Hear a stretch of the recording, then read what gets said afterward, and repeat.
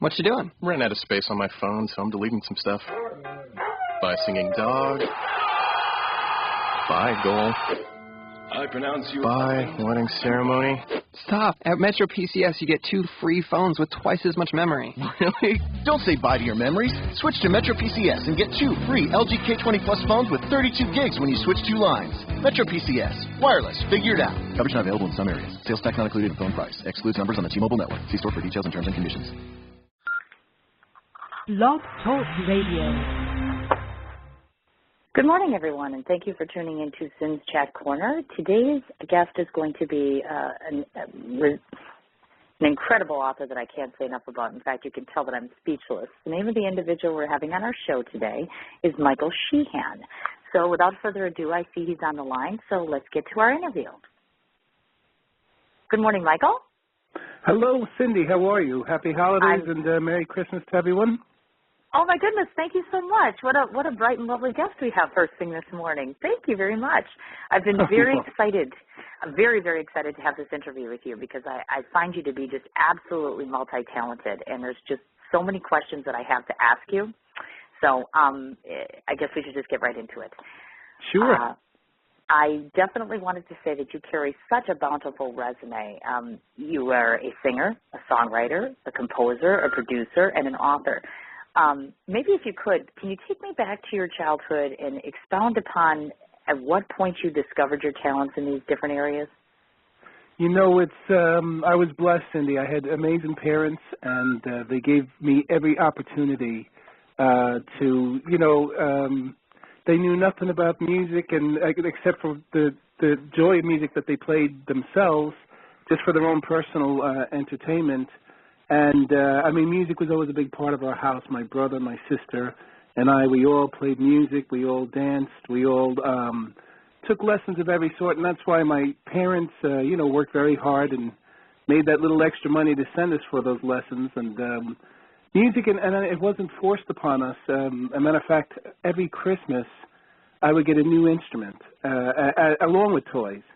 And I just took to it. I love music, and it seemed to come very easy to me. And I was very lucky, just very fortunate, and had some very fortunate things happen as a young child. International music competitions on several different instruments, both for classical music and for also traditional Irish. Both my parents immigrated from Ireland. So, of course, I was raised with the Celtic music and Irish music, and played in country bands, rock bands, Celtic bands, played in the New York Symphony Orchestra. I was a boy soprano with the Metropolitan Opera for many seasons, singing professionally at Lincoln Center in New York City, in Aida and Lohengrin, and all these operas. It was just an amazing experience, and I was fortunate enough to get accepted into LaGuardia High School of Music and Art, which was the Fame, the movie and the TV show Fame was that school. And, that was an amazing experience as well. I was with some of the top musicians from all over. We had ambassadors' kids being dropped off in their limousines with bodyguards, and, it was just an amazing school to go to, and such talent. I mean, the teachers were amazing. Every student was exceptional at whatever they were accepted into the school for, whether it was art or dancing or performance or music or singing. So that was just an amazing experience as well. And then in college, I was played with one of the New York Symphony Orchestras, and was picked by my teacher, myself and another girl, to play. Alfred Hart was my teacher, and Alfred was the concertmaster of the New York Metropolitan Opera Orchestra. And he picked myself and another girl to play in one of the New York symphonies. So it just, it was fantastic. Oh, my goodness. Now, I have to ask the question, obviously, as a younger child. Did you notice your passion exude for any of these, you're putzing around the house and you're playing with instruments or you're singing? Or how did you discover that this is something you really wanted to do? It just came naturally. I had, as I said, I won international competitions on 7 different instruments by the time I was 9 years old.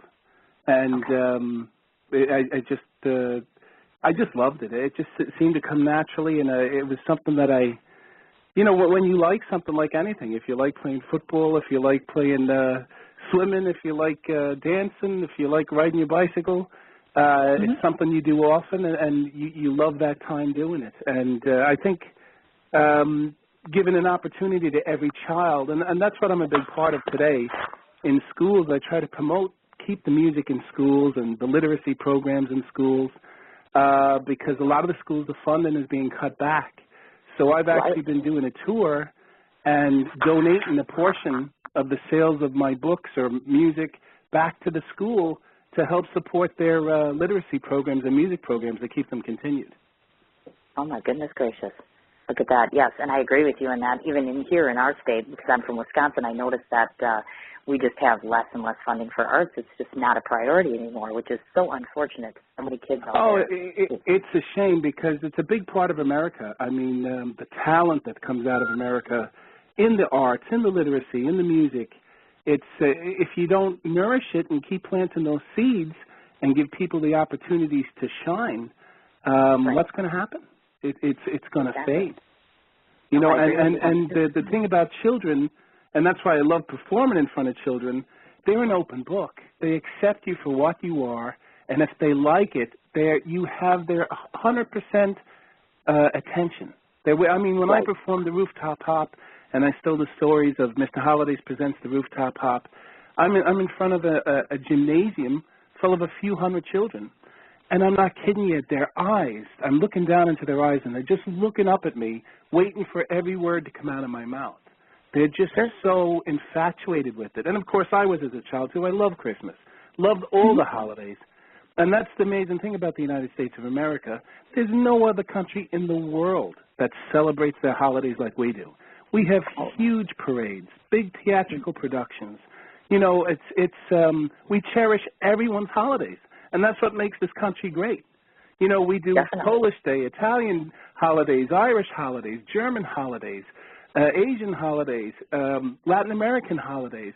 We celebrate everyone's holiday, especially here in New York, where I'm based. There's a holiday, there's a parade nearly every other week on a weekend in New York City for another holiday. And that's why I created this character, Mr. Holidays, because Christmas and the holiday season, unfortunately, has been turning into one day. It's Christmas Day. The family gets together. They have a nice dinner. They exchange the gifts. But when I was a kid, Christmas was a whole week long.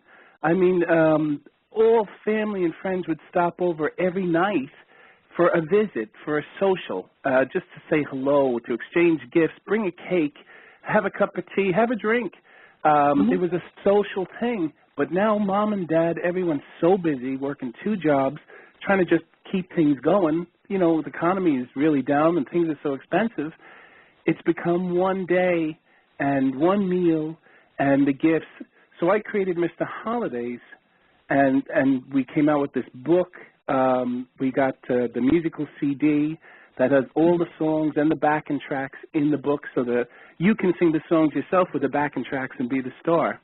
And then I got award-winning choreographer Michael Balderrama from In the Heights on Broadway, and he brought in Jennifer Parsonen, who's one of the top dance instructors and also a choreographer, to create the dance, the Rooftop Hop, that goes with the song and goes with the book. And I was very fortunate to make great friends with Doug Wright, who's an illustrator. And this is Doug's first book as well, just like this is my first book. And we've been super fortunate. We've won 3 of the biggest children's book awards in the country. We were the only company in all the world to win 2 Moonbeam Awards for Best Holiday Book and Best Children's Book with Music. And that was huge. And then we won the biggest award earlier this year at Book Expo America, which is held at the Jacob Javits Center in New York. It's the gathering of the whole book industry of the world. They come to Jacob Javits Center for a whole week. And they have the Independent Book Publisher Awards called the IPPY Awards. And we were blessed. I can't believe it. We won the IPPY Award for Best Overall Holiday Book and in that category. So it's been huge for us. We've been really blessed and very fortunate, and I'm excited. And I just hope it gets out to the world now because everyone that sees it And here's the music.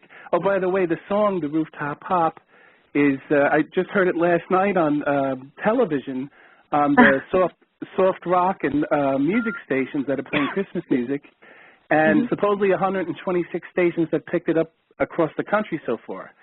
So, we're excited about that, and it's just the possibilities are endless. That's the great thing. Exactly. Definitely. Okay. I wanted to kind of shift gears just a little bit because I found it to be an unusual twist in that such a creative spirit as yourself had opted for a life in law enforcement. Maybe you can share with us, what led to that career path when your heart is seemingly wrapped around all of your different various occupations. Well, I've always been entrenched to the music industry, entertainment industry. But when I was in college, I was in my third year of college, and like now, the economy was really bad, and there was hardly any jobs available. Unemployment was really high. And, I mean, even attorneys with their law degrees were finding a tough time getting a spot to be an attorney. It was that tough out there. So in the music industry, the doors were pretty much closed up. The people who had the slots were not leaving, and there was no openings because everyone needed their job, so they were cherishing their positions. And not too many new positions were opening at the time. So I took all the civil service tests, never intending to become a police officer or never pretending to become anything, just to take them as have something to fall back on. And sure enough, I got called for them all, and I passed all the tests, and I had to make a decision real quick, otherwise they were going to pass me and go on to someone else. So I picked the New York City police officer. And like anything I do, I have tunnel vision, and I only did about a year and a half in uniform, and I went undercover because I have a baby face, and I just had good instincts, so I went undercover pretty much the rest of my career. I was in anti-crime and then promoted into the narcotics unit, and then I became a detective investigator in major case narcotics and worked myself up to the ranks all the way up to the FBI Joint Federal Task Force. So it was an amazing run, and I worked with some fantastic people. And every day is an adventure on NYPD, let me tell you. It's no day is the same. But it's the best police department in the world, and I can proudly say that. And, just amazing people dedicated to what they do, dedicated so much that, unfortunately, a lot of them give their lives for it. But it's one of those jobs. But, I was always in the music career, and thank God I had the music career as well, because it gave me a release. It was my way to get out and keep writing. And I love to create. I write television scripts. I write plays. I write books. This is my first book. I have 8 books already written for Mr. Holidays. And I write songs, all sorts of musics. And I represent now with our entertainment companies. I have a music publishing company, and we represent Grammy Award-winning recording artists and writers, songwriters, and we have a management company now where we manage some great acts across the country. And I have the book publishing company, and then several other entertainment companies. Very involved in the industry, 100%. I'm one of those people that has tunnel vision. When I'm doing something, I'm dedicated 100% to it. So, I've been very fortunate, very blessed. And most important, I have a great family. My wife, Barbara, and my 3 boys have supported me all the way up through everything.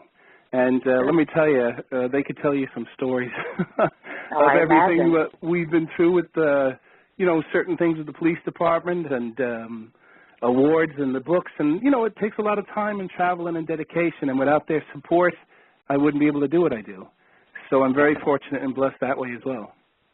Gotcha. Now, I'm going to start probably making a fool out of you by talking about how amazing you are. So we'll start. Your accolades are just numerous, obviously, in every area that you venture. The first accomplishment that I wanted to touch base upon was you winning 7 international competitions for various instruments: violin, accordion, mandolin, flute, banjo, and tin whistle. I'm curious to ask you, do you feel that this aspect of your musical talent is your strongest, meaning playing a musical instrument? Is that how you would view yourself, or no? Oh, absolutely. I mean, playing the musical instruments and the singing, you know, since I was a child, I've been winning singing competitions and for songs I wrote, and both just in a general singing competition. And now the phenomenon, it's funny, the phenomenon today is American Idol and The Voice and all these great shows. Back when I was a child, they had nothing like that. They had, I think one show came out later, and with Ed McMahon, I forget the name of it, but it was a great show for a while, but that was the only show to show talent. And it's fantastic today because you have numerous shows that give people the opportunity to show their talent. But when I was a child, there was nothing like that. So, but I was very fortunate. I traveled the world in international music competitions, and of course, you would have to win here in the United States first to be able to qualify to go into the international competition.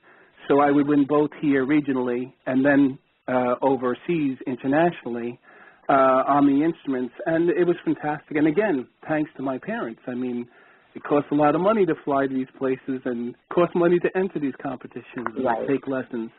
So, you know, I was very lucky. I had the great support. And I was going to ask that question. I'm curious to ask this, actually. Was there ever a point in time, because I've asked other entertainers this, in that your parents kind of looked at you and said, you know, Michael, would you want to think about being a doctor, a lawyer, something predictable, per se, something that we all in society think, oh, they're going to do very well financially, it's going to be a nice, solid career. Were they ever veering in that direction with you? Oh, yes. I mean, you know, it's only natural. My mom and dad knew nothing about the music industry. They just gave us every opportunity we can. And, of course, since I had no guidance, I would hit walls along the way. And if I only knew then what I know now. But it's you know, and my parents would say, you know, listen, especially my dad, he would fall back. My dad was a hard-working man all his life. And, I mean, he's still alive today. He's 83 years old. God bless him, but he worked tremendously hard his whole life. I mean, a real worker. And my mom, too, right beside him. I mean, they were like a pea in a pod. They just were a team together. And I'm very fortunate I have that with my wife, Barbara. We work very well together and really support each other. But my dad said to me, he says, listen, this music is great. And I was playing, you know, 5 to 7 nights a week out performing, making good money and teaching music as well and writing and creating my own music. But the writing and creating started later on where I really got into doing the original writing and songs and performance and stuff. But he would say to me that, you know, what happens if you break your finger or you break your arm? You have no coverage. You have nothing to fall back on. And that was his guidance. And that's another reason in college why I took all the civil service tests. But that being said, if I had to give someone advice today, if you have a dream, you got to go for it. You know, it's just don't let no one say no. And my father didn't say no, but he was just trying to give me another frame of mind, a thought for security. So he had a point. But if you really feel that you're drawn to something and you love something, I would strongly advise everyone to go for your dreams. Life is so short. You know, we only have today. Tomorrow's not a guarantee. And that's another reason why I wanted to create Mr. Holidays and do this whole thing for the celebrations, because I wanted to create new traditions and new celebrations for the family, all the family could cherish. When Mr. Holidays presents the Rooftop Hop, you have the songs, so you can all sing the songs and listen to the songs together. You have the beautifully illustrated book by Doug Wright, the nice story, so parents can read it to the children, and the children can read it themselves. Then you have the dance DVD, where Grandma, Grandpa, Mom and Dad, and the children can all learn the dance together. It's that kind of dance where everyone can learn it. And Michael Balderrama and Jennifer Parsonen actually teach it on the DVD in beginner level, intermediate level, and advanced level for everyone to learn. Then we also have, you know, when we shot the DVD, I shot it at the American Movie Company in New York with a cast of 30 and a crew. And we shot it on green screen, so we have Santa and Mrs. Claus dancing the Rooftop Hop on top of the rooftops in Mr. Holidaysville. And then we also have the book in digital format on DVD, so the children can read it in the car video systems, or they can put it in their computer and listen to the music and read the book. And also on the DVD as an extra bonus, you could put the DVD in the computer and print out all the award-winning illustrations from the book by Doug Wright and create your own coloring book. So it's like 5 gifts in one, and we priced it so cheap because we wanted to keep it with the economy, and we want to make it affordable for everyone to be able to get it. It was $20, and it's so many gifts in one. So, you know, and as I said, when we won the Moonbeam Awards, Jim Jenkins was given the announcement, and he said, you know, in all his years, he's never seen a book with so much amazing content. And, you know, for our book, we're standing in the audience, we were blown away. I mean, it was just such a blessing to hear that from industry people that have been in the industry for years. So we've been very fortunate. And, you know, it's just, I hope it reaches the people and touches the people and creates new memories and celebrations for years to come. And we're working on our next book now, which is also a Christmas book, which we hope to have out next year. And I'm going to try to have a book for every holiday in the calendar year with Mr. Holidays. That's my eventual goal. That's awesome. Absolutely awesome. I wanted to touch base next. Obviously, you would know this, but I'm a huge, huge fan of opera.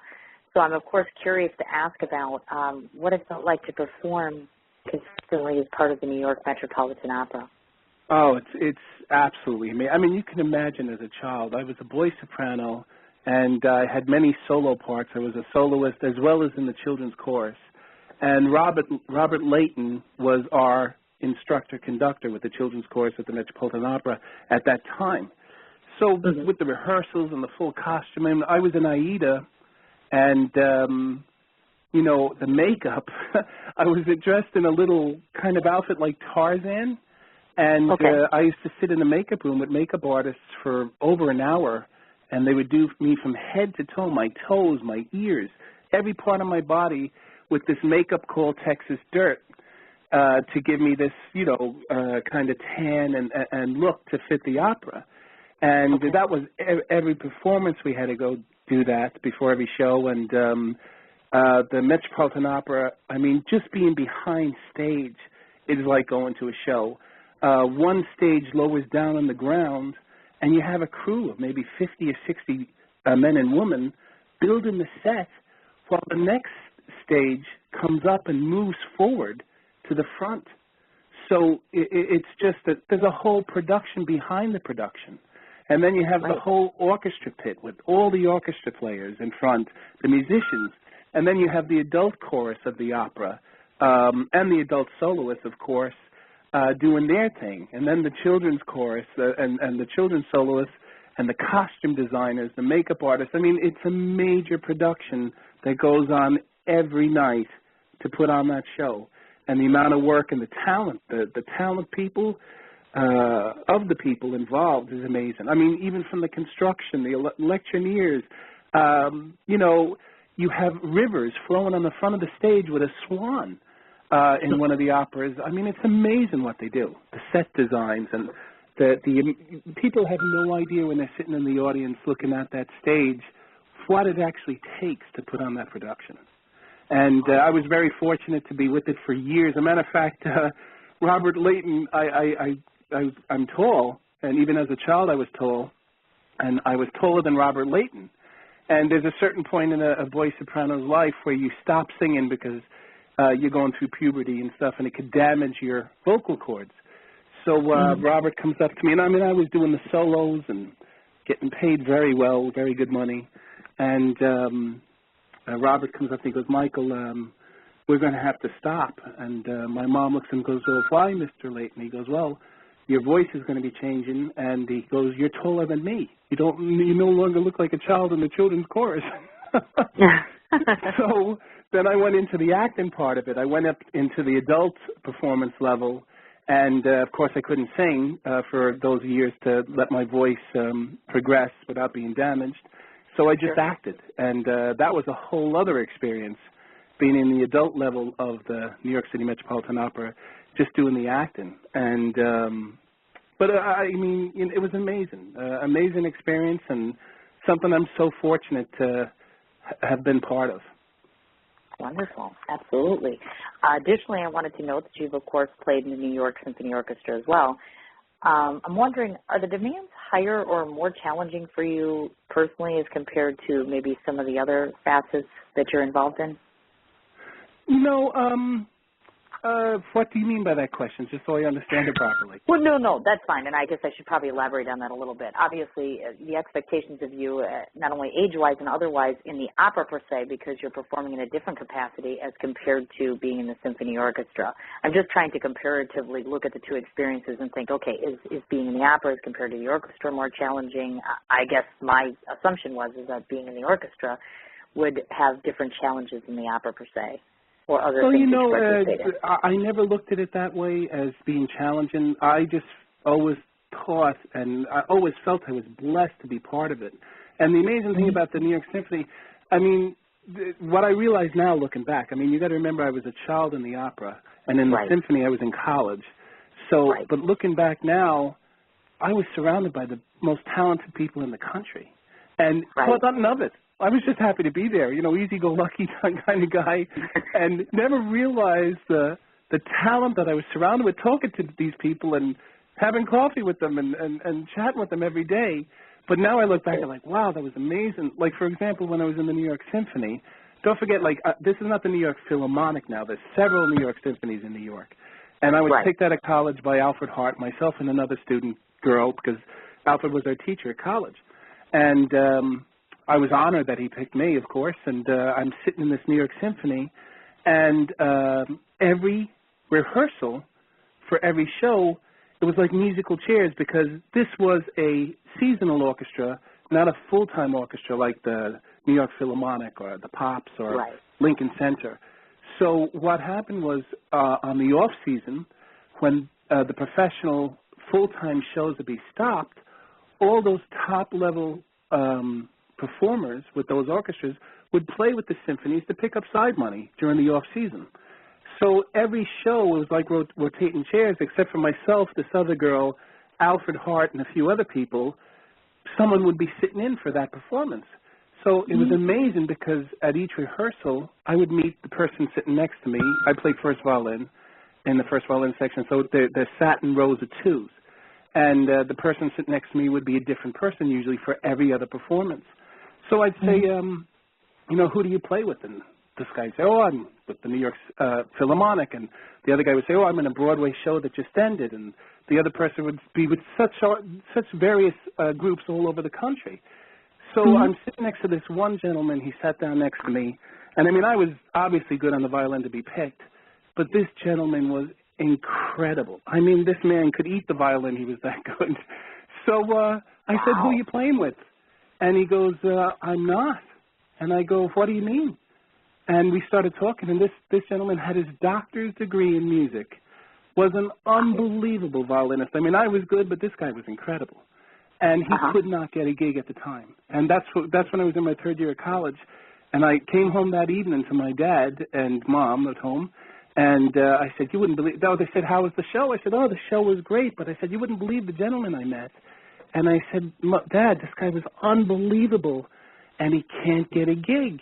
And that's when my father said, he put his hand on the kitchen table, he goes, that's why you got to take every civil service test and have something to fall back on. And so that kind of triggered what led me to take the test to go to the police department. But I was just blown away that here's a gentleman with his doctor's degree in music, was umpteen times better than me on the violin, and could not get a position. They were all filled. Everything was closed up. So, timing and, of course, having someone to guide you and point you in the right direction in the music industry is huge as well. Everyone needs guidance. I don't care how good you are and how much you know.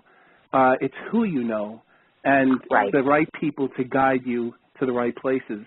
And today, with all my years in experience, that's why I just launched a management company in the beginning of the year, Finest Worldwide Management Group, and because I have that knowledge now and I have that experience.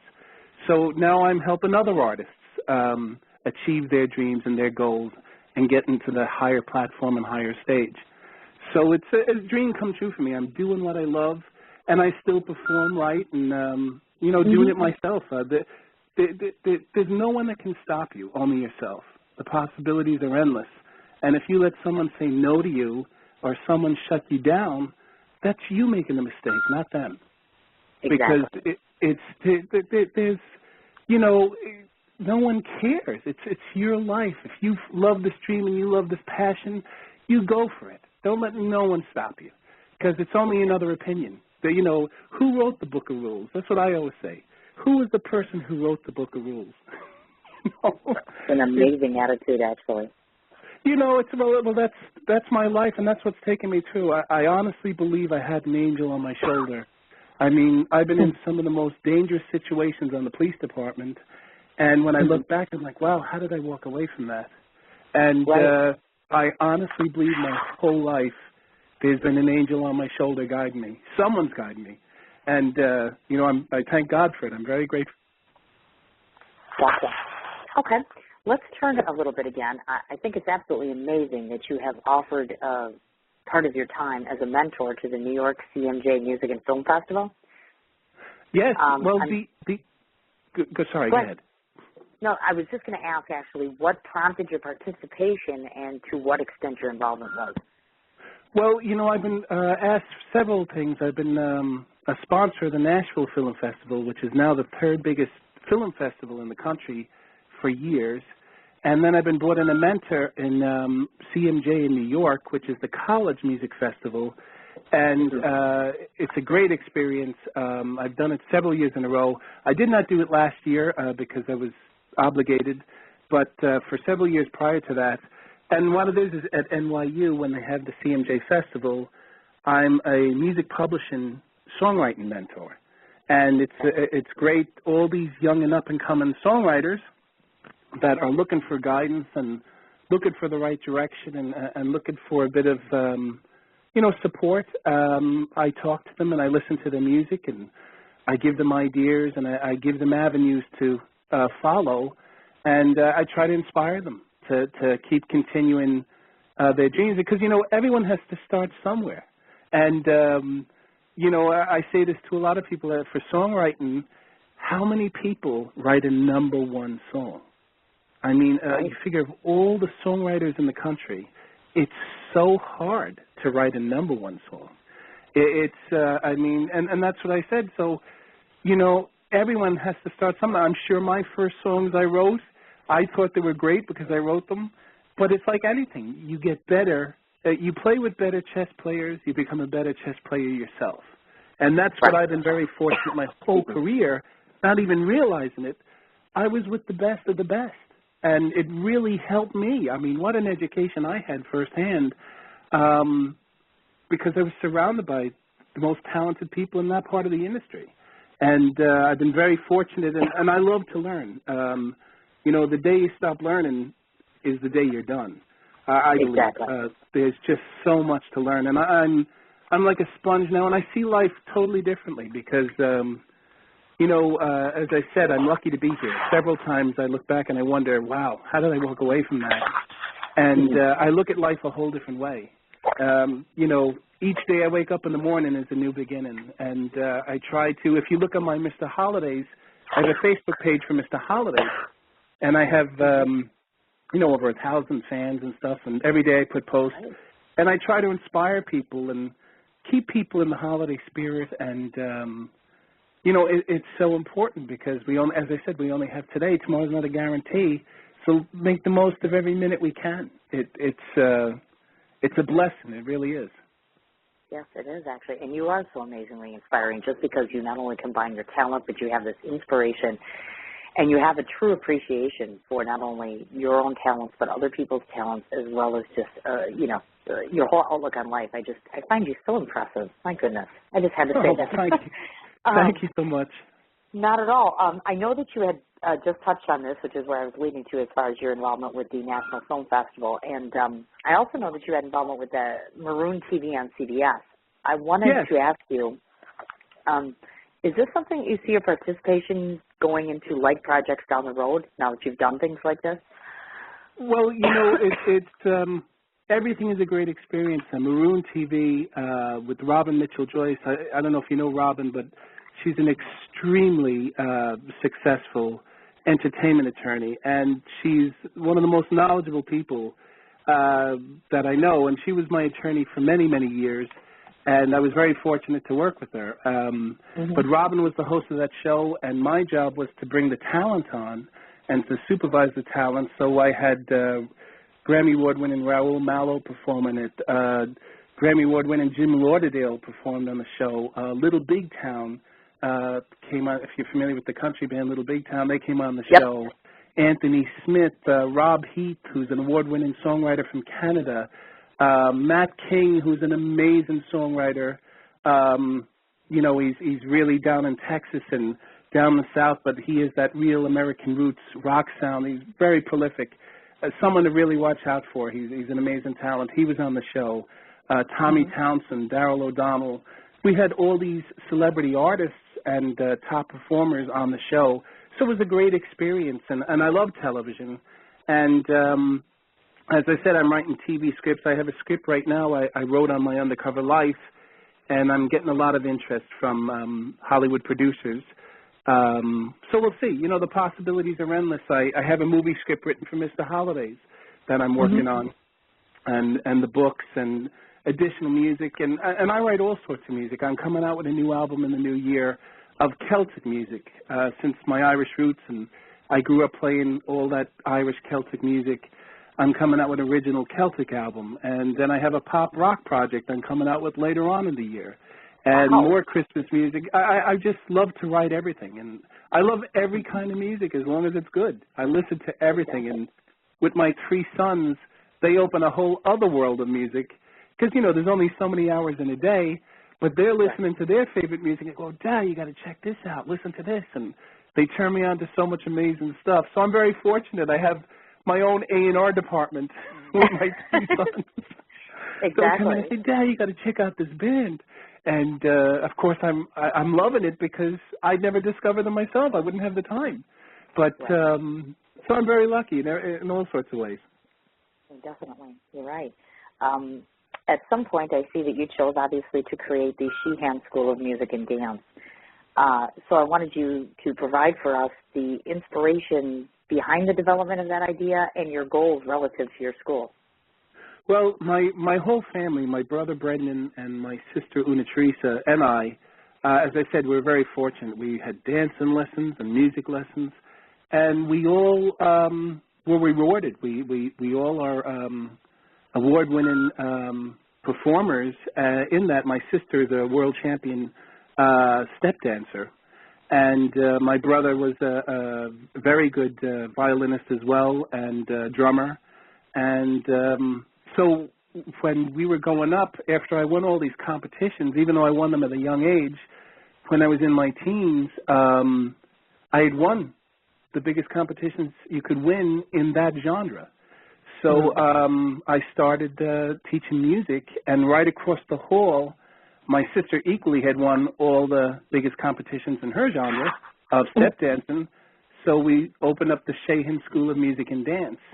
And we wanted to give back and just help out all the next generation coming up and give them our guidance and our knowledge. And we were very fortunate. My sister still has schools all over the East Coast, teaches every day of the week, and has turned out champion students that toured with Riverdance and toured with all these dance shows and theatrical shows on Broadway. And, it's amazing. And the same here, when I was teaching full-time, I had hundreds of students, and several of them have gone on professional and are still performing and playing professional today. Wow. Amazing. So it was just great. And we taught, 5 to 7 days a week all over the East Coast. We had a different school every day. And it was great for the parents because they could go to one location and offer their kids, and I taught so many different instruments, so they could offer their children the music lessons and walk right across the hall and on the same evening go for a dance lesson. And, we priced it very affordable, and we had a very successful school, and my sister still has her dancing school very successful today. It's the Sheahan Gormley School of Irish Dance. Okay, I gotcha. So do you feel in your own mind personally that the goals that you have set for that school are things that have been accomplished, do you think? Well, I love setting goals, and I have dreams, and I've been very fortunate to achieve a lot of those dreams. But, it's like a ladder. Each time I achieve one dream, I have my eye on the next one. And that's what keeps me going, and that's what inspires me. And that's what's so great. I mean, that's why if anyone listening gets anything out of this, every day is a new opportunity. I don't care what happened in your past life. If you leave it in the past and start each day as a new day, you have a brand new beginning. But if you carry the past with you, you're living in the past. You can never move on to the future because you keep dragging the past with you. So, and I'm no philosopher, I'm no scientist, I'm no doctor, but that's just the way I believe. And it keeps me positive. And, being on the police department, unfortunately, it's the best. It's a fantastic job, and I was with the best police department in the world. But you see a lot of negativity. That's the job.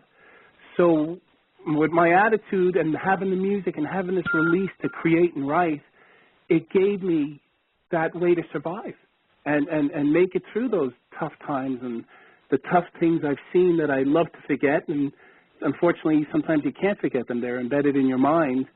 But I leave that in the past. That's my past. I'm now living into my future. And that's what I mean. There's no rules. There's no one to say no. Only you can say no. So, that's the way I live my life. And I try to inspire my children to live the same way, to go for their dreams. I make a joke with my boys at dinners, and I said, listen, if you want to be an underwater Jell-O molder, you go be it, but be the best one there is. Exactly. And they look up at me cracking up.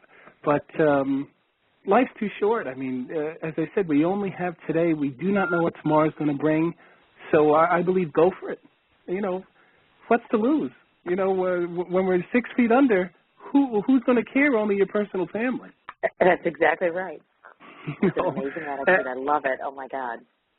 And the other thing I said, no matter how much you acquire, no matter how successful or wealthy you are, when that day comes, when you're called, how are you going to get it in that box with you? You can't take it with you. So, it's live life, and I had a fortunate time. My publicist, Bridget O'Brien, was able to get me involved in a lot of fundraising. We raised a lot of money for cystic fibrosis. We raised a lot of money for St. Baldrick's Children, which is children with cancer research. Right. I've been very fortunate, and I love doing this stuff. And we're involved now. I'm donating a large portion of my books to the victims of Sandy, Hurricane Sandy.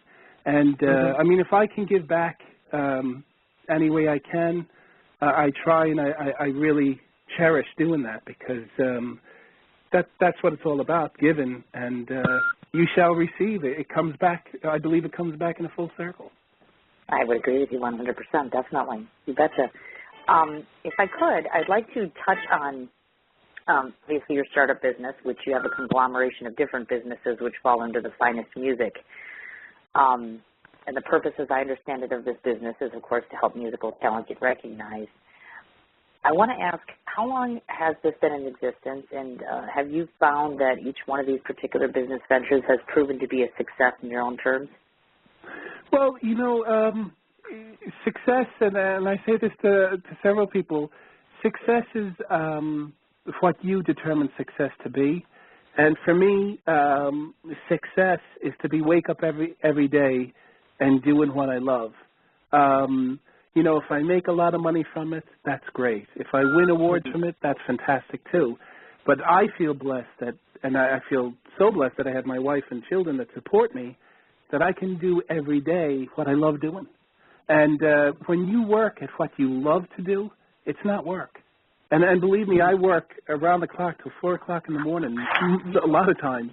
And it's long hours and tedious paperwork and stuff involved. But when you love what you're doing, it's not work. It's just, I don't know how to express it. I don't know how to put it forward. But with the entertainment companies, when I retired from the Joint Federal Task Force, I opened my first additional branch, besides East Coast office, I opened an office in Nashville, Tennessee. And I signed some unbelievable songwriters to my company. And one of the first writers I signed was Bobby Boyd. And Bobby Boyd is from Bandera, Texas. And before I signed him, he had written several #1 songs in the country market. But under my watch, he won a Grammy for the big hit for Rascal Flatts, the song called God Bless the Broken Road. And that was huge to be part of that. I was there at the Grammy Award celebration, sitting right behind Stevie Wonder, and James Taylor was 2 rows ahead of me, and U2 was right behind me, and Green Day was right behind me, and it was amazing. What a great experience. But that's what I mean. I had no idea this was going to happen. You know, you can't tell the future, but I was so fortunate to be part of it. Now, I didn't win the Grammy. Bobby Boyd won the Grammy for being a co-writer with Jeff Hanna and Marcus Hummon on that great song, God Bless the Broken Road. But I was part of it because I was his publisher at the time. And it's just an amazing experience that I would have never had if I didn't put it out there. And that's what I mean. You know, you just got to put it out there and go for your dreams and let the world wrap around you and see what happens. Awesome. Absolutely awesome. I really like you, Michael. I want to talk a moment about, obviously, this huge accomplishment that we started talking about, which is, of course, the Rooftop Hot Book.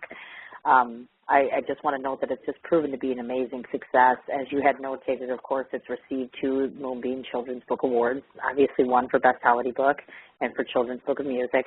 And additionally, it has collected the Independent Book Publisher Award. I got to ask, were you expecting this whirlwind of accomplishment from this book? Oh, I had no idea. I have to tell you, this was a passion of love. I was very passionate about it, and you know, things happen for a reason. I honestly believe one thing led to the next. Make a long story short, my youngest son, Gabriel, his birthday's in October, and he was about 6 or 7 at the time, and we had a big birthday party. Invited all of his friends. We had about 10 or 15 children over, and they had a great day. They were playing all day, and they had pizza and ice cream and soda. So at the end of the evening, by the time it was for the parents to come pick them up, I pulled out my guitar and I started singing some sing-along songs appropriate for children of that age. So This Old Man and Old MacDonald, and since it was the end of October, I started throwing in a few Christmas songs. And this one little child, after I finished the Christmas song, raises his hand and says to me, "I don't believe in Santa Claus." And I looked down at him. I was shocked. I mean, he was only 6 years old. And it wasn't like he was from a background that didn't believe in Christmas. So I looked down. I said, "Well, hey, you know, my son's looking up at me with his big blue eyes like, 'Hey, Dad, what's this about? Are you kidding me?' And I looked down at the little boy and I said, 'Hey, that's okay. You don't believe in Santa Claus.' But I said, 'In this house, we love Santa Claus.' I said, 'I believe in Santa Claus. I love Santa.' So my little boy's eyes, you know, they relaxed a tiny bit, and they all went off playing. It was forgotten about in a minute. But when I was cleaning up that evening with my wife, Barbara, I said to Barbara, I said, "How could it be this little child of 6 years old already does not believe in Santa Claus and the whole Christmas thing?" And Barbara just turns to me very quick. You know, she goes, "Well, his mom and dad are working full-time jobs. I mean, you know, it's tough. They have a big family. They're out working hard every day, and there's probably not a lot of time for Christmas." And I said, well, I thought about it, and, you know, it's so true. Today you shop over the Internet, which is a great convenience, but we've lost that day of shopping. I remember when I was a kid, we used to get up early on a Saturday or Sunday morning, get all dressed up nice and warm to walk through the snow, and we go from store to store to store with my mom and brother and sister and buy all these gifts and stuff and have a nice lunch and come home at the end of the day exhausted and tired with all these bags from Christmas to wrap. But it was a day that you remember it and look forward to every year. Maybe 2 days we did it. And that's kind of gone. You know, with over and on the Internet, people are very quick today. They're in and out to the mall. They know exactly what they want. They run and get it, come back out and leave. We're so easily satisfied today that it's taken that personal experience away from it. And then when they stopped, there was a few years ago, before I wrote this book, when they were making a big thing that people were complaining about the Christmas music and holiday music in the malls over the holiday season. Right. And I said, you got to be kidding me. I mean, how cold are people getting that they want to stop this? So I said, I got to create something. So that led me to create Mr. Holidays and to bring this whole warmth and family experience and togetherness back into Mr. Holidays. So when I did this book, you know, Tommy Gervin, who's a great songwriter and a fantastic musician and performer, you might know him. He's the lead guitar player for Eddie Money. You know the rock group Eddie Money?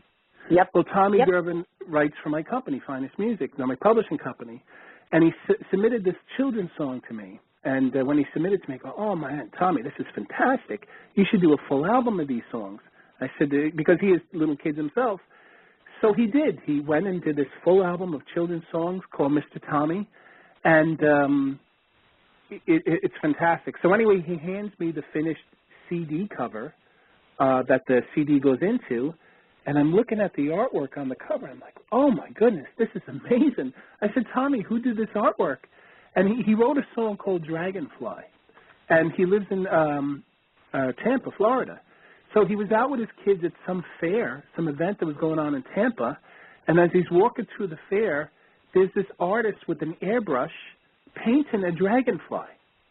And Tommy walks over to him and talks to him and said, hey, would you be interested in doing my album cover? I wrote a song called Dragonfly. I mean, what's the odds? So sure enough, that was Doug Wright. And Doug lives in Tampa as well.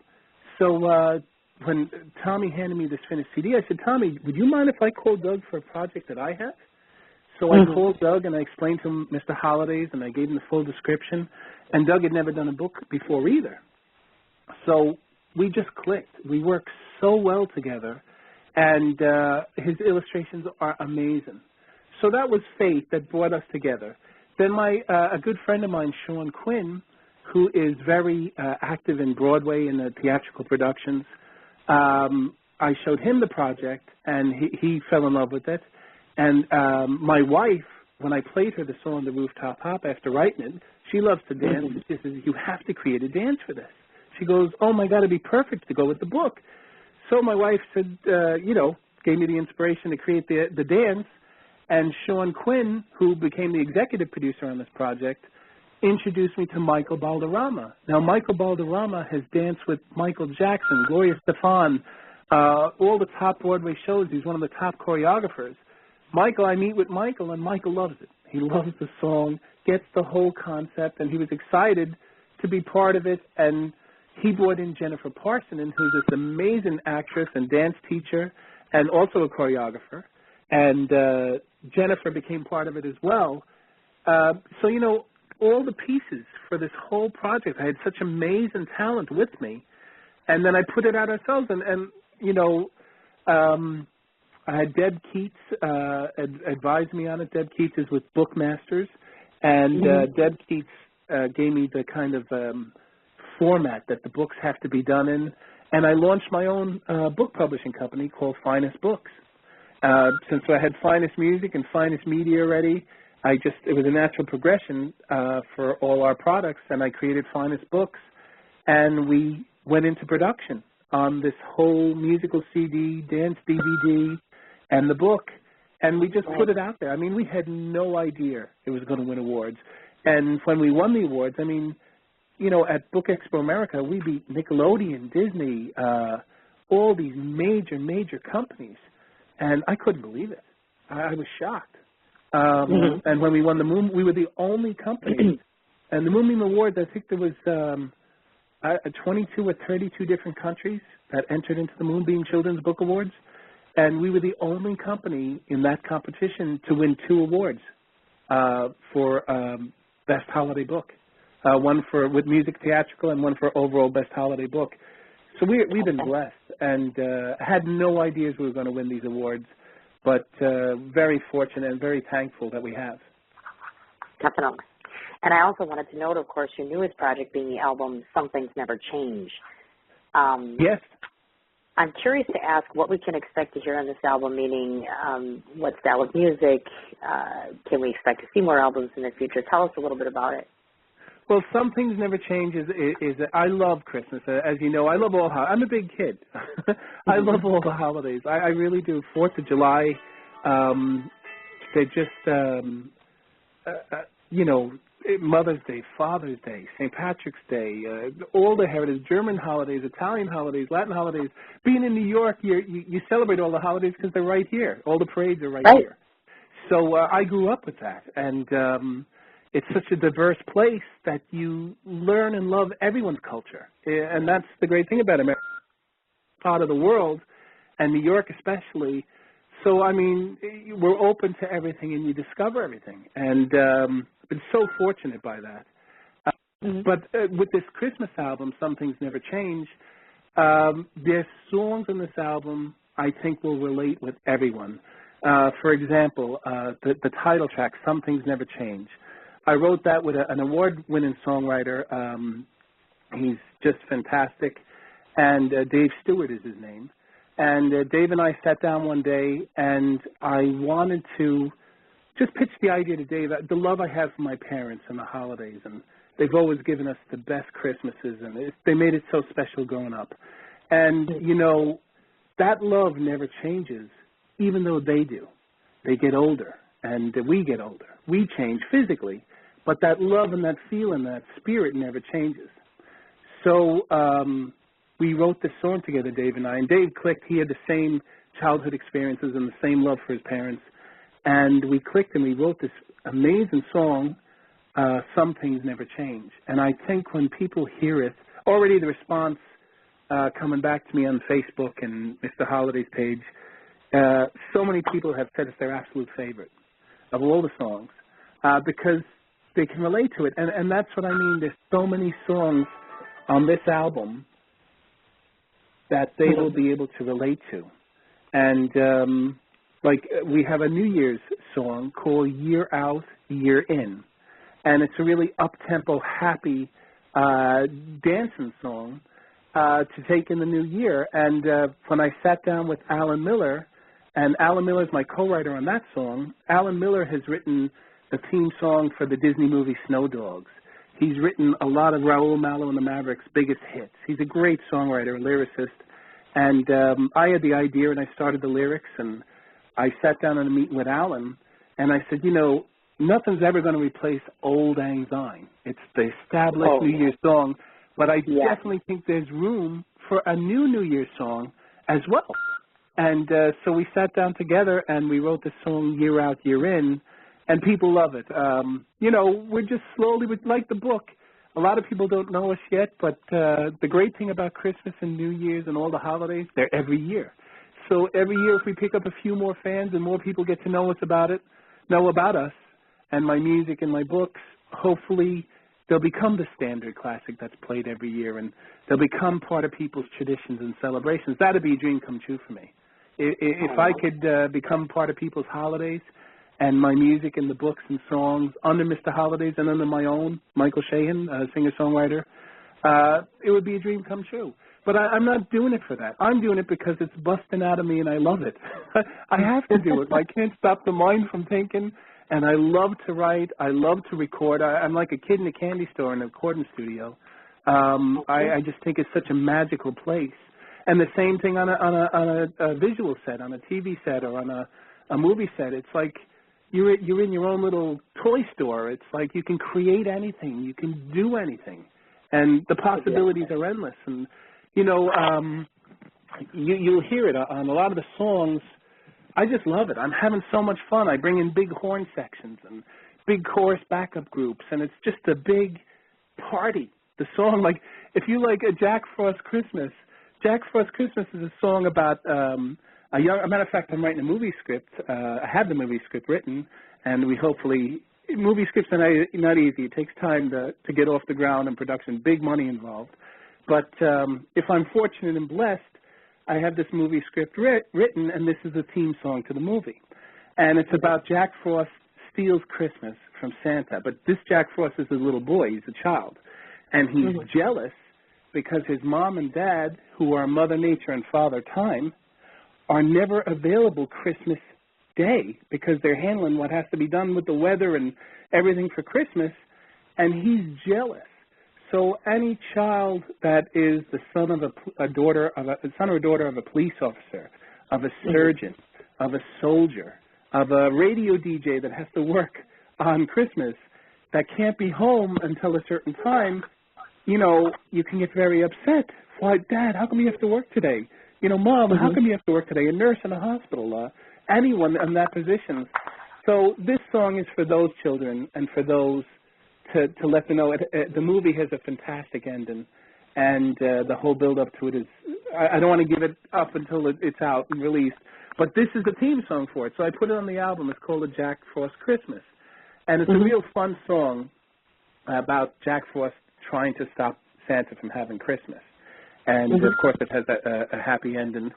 But, and then, of course, there's the Rooftop Hop, which is the dance. And there's another fun, flirtatious song called Jingle, Jangle, Jingle All Night Long. And it's really upbeat, big band Christmas song. And then there's another song called Some Things Never Change. Oh, no, sorry. It's called This Christmas Lullaby. And when I was a child, we used to go back every year to visit Grandma and Grandpa. And my grandmother, God bless her soul, she's now looking down upon us, but every time she used to greet me as a little boy, she would bend over, look right into my eyes, and put her two hands on my cheeks. And she'd go, "Oh, it's so nice to see your face." Just that little saying. And then she'd give me a big hug and hug me in close, and it's like an unbelievable welcome. But just that saying, "It's so nice to see your face," and she'd stoop down, looking directly into my eyes when she said it, and I never forgot it. And I put it into this song. I wrote this song around that theme, and it's called This Christmas Lullaby. And basically the song is about someone that you love so much that can't be there that Christmas. Either they're maybe a soldier overseas, or they're traveling, or they just don't live by you, and you wish they were there, and you're sending them this Christmas lullaby. So I really believe if people give this album a chance, Some Things Never Change, they're going to find several songs that click with them.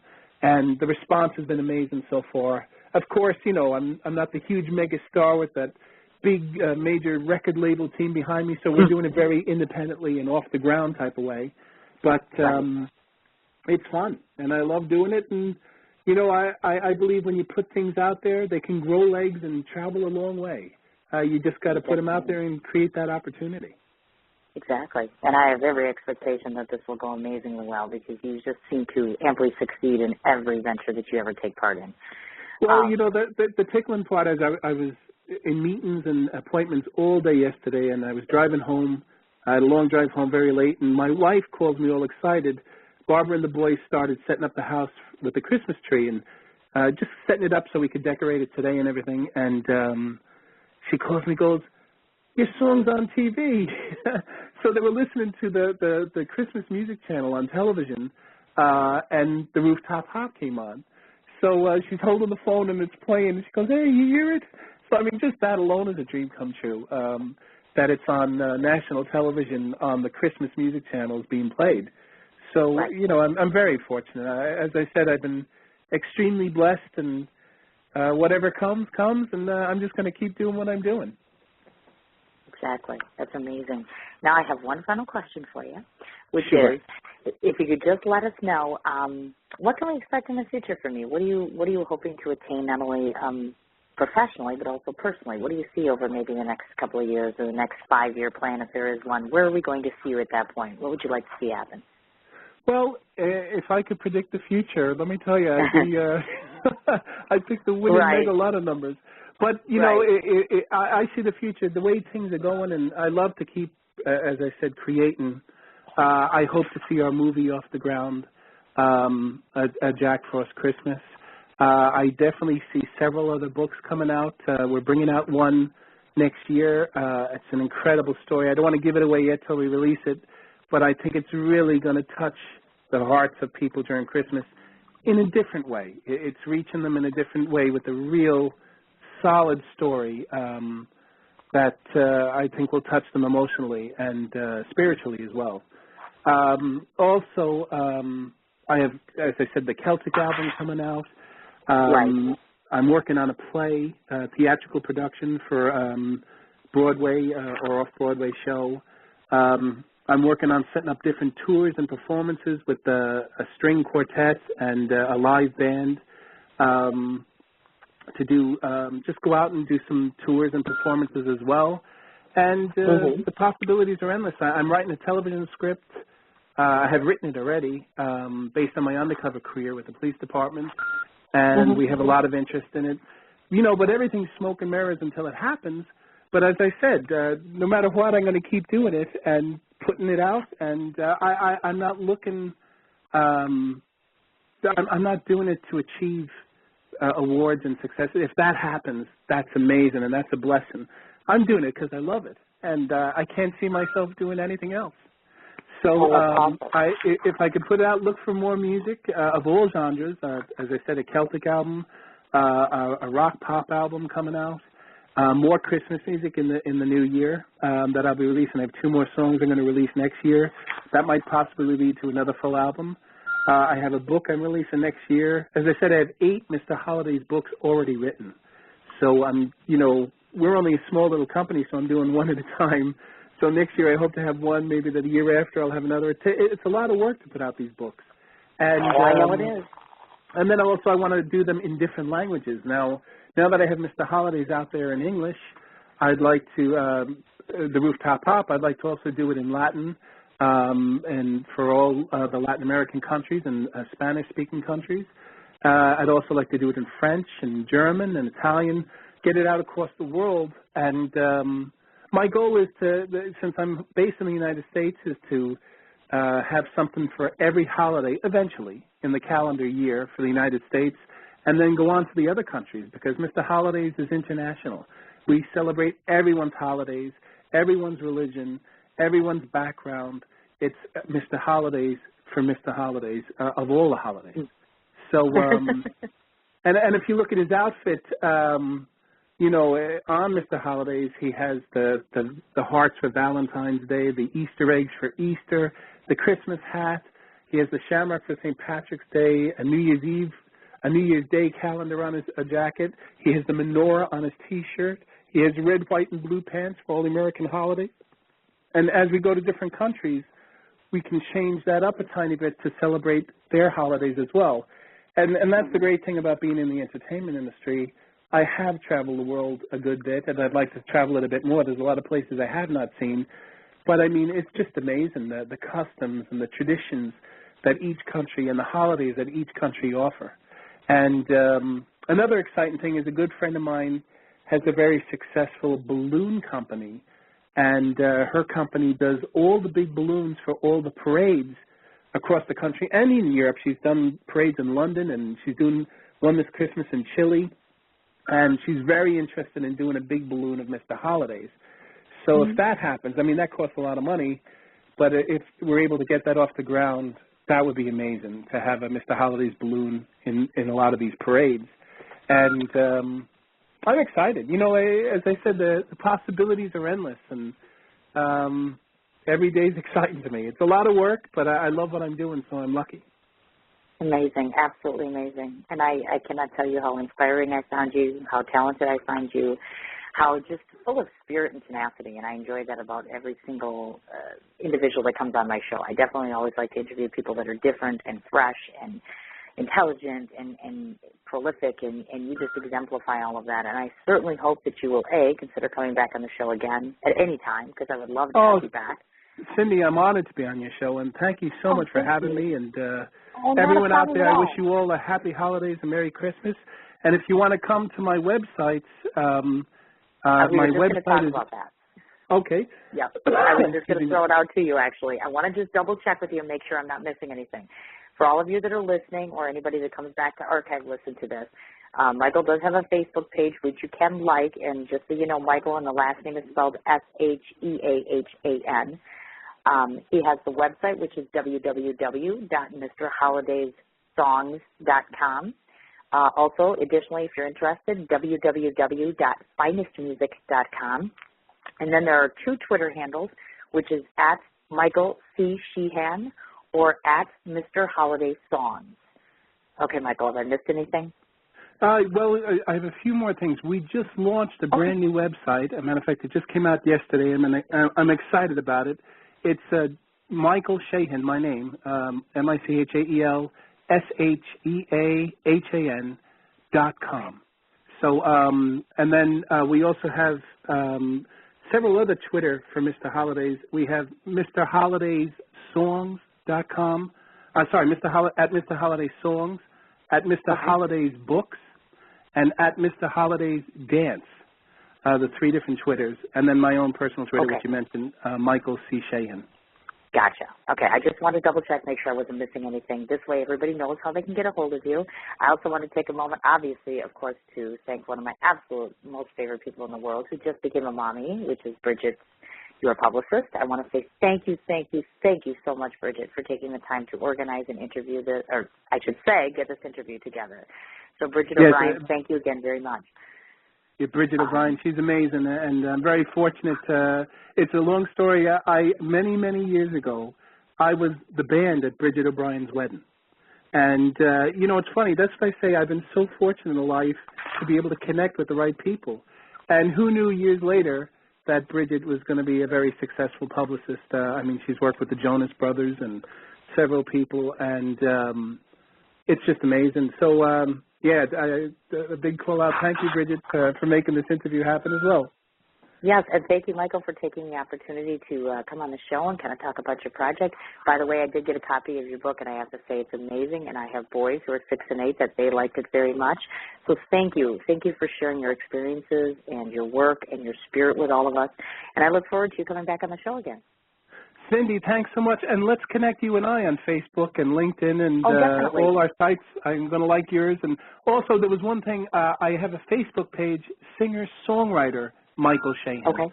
If they can connect on that. And let's stay in touch, and I'd love to be on the show anytime you want me, Cindy. Oh, wonderful, Michael. You have yourself an absolutely wonderful Christmas holiday if I don't talk to you. To you and yours as well. And everyone, happy holidays, Merry Christmas, and I hope to meet you all one day. Oh, thank you very much, Michael. You take care. Take care now. Thank you. All right. Bye-bye. Bye-bye.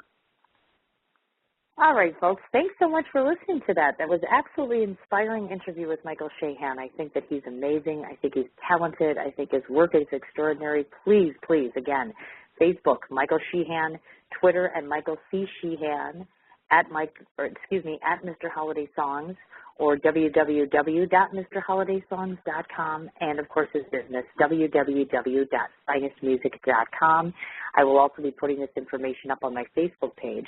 And just as a quick FYI before I let you go, of course, please come back and tune in 45 minutes. We're going to be talking to Lori Sidus, who is the lead singer for Lynyrd Skynyrd, the only all-female band, tribute band, I should say, for Lynyrd Skynyrd.